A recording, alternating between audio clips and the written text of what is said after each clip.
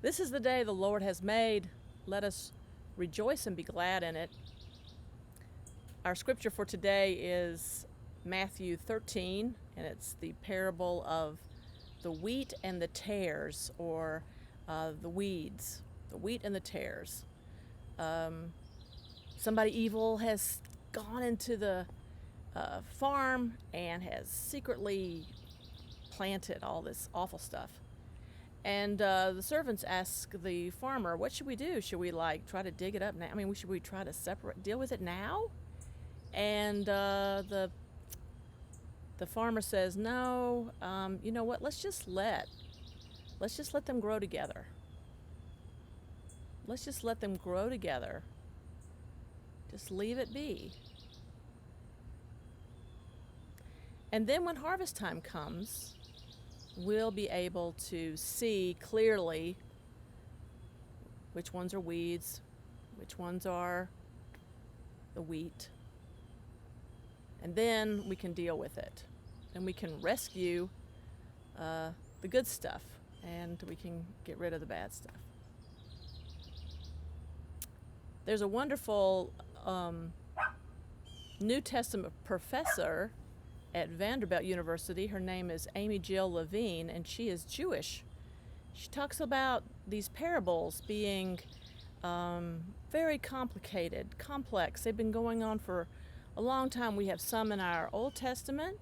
We have some that have run alongside our scripture for hundreds of years, and folks have been gathered around telling these stories, and Jesus is telling these stories the same way folks have been for a long time. So what's going on in this story?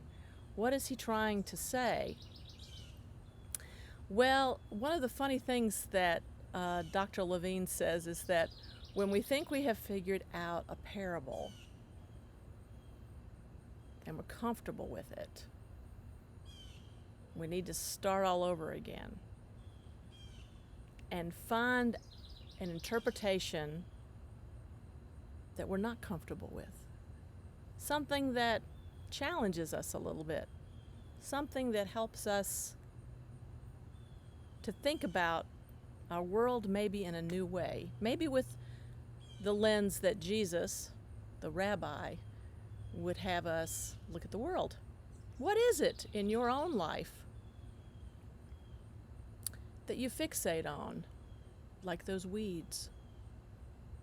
What is it in your own life that you know is happening because somebody is mean, because somebody is cruel, evil, hard-hearted? What's happening in your life that's happening because of something outside of your life? And now it's all around you. And you can spend all your time fixating on it, right? Fixate on it, trying to get rid of every little piece of it, every little hint of it. Perfection, creating a perfect home. But Jesus says, when you spend all of your time trying to get rid of what's bad, you can really destroy what's good. Jesus says sometimes we just have to let things be and trust in the end that God is taking care of us. Trust in the end that clarity will come, that we'll be able to see things better than we do now. What aspect of your own life could you apply that to? I think of my friend Gretchen, who has been dealing with cancer, and right away she had the option a year ago, or maybe not quite a year ago, to cut it all out. But the doctor said, if you take this particular medicine and do all these things, we think that in time your body, with this help, will be able to shrink that cancer. And she said it was hard, but she did. And just recently she went back to get some tests done and the surgery, and sure enough, everything was shrinking. And the surgery wasn't nearly as bad as she thought it would be.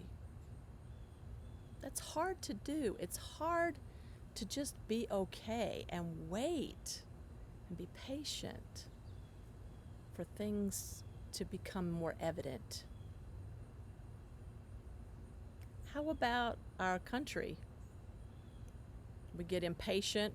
People are ripping off their face masks, trying to push us all back into being normal again. Let's just hurry, hurry, hurry. Well, this parable says sometimes we have to slow it down, because when we go after the things that are bad and we try to get rid of stuff that's harmful too fast, we end up hurting what's good. The psalm that we have for today is Psalm 131, and it's got that great line in it that you knit me together, God.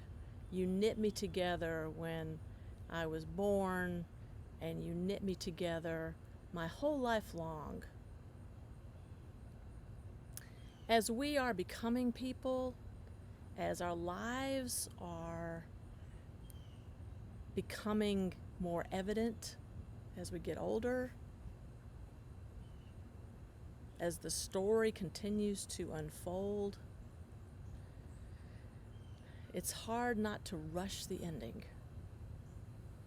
But this particular parable, Jesus says, try to be patient, and things will become clear, and the good will win out.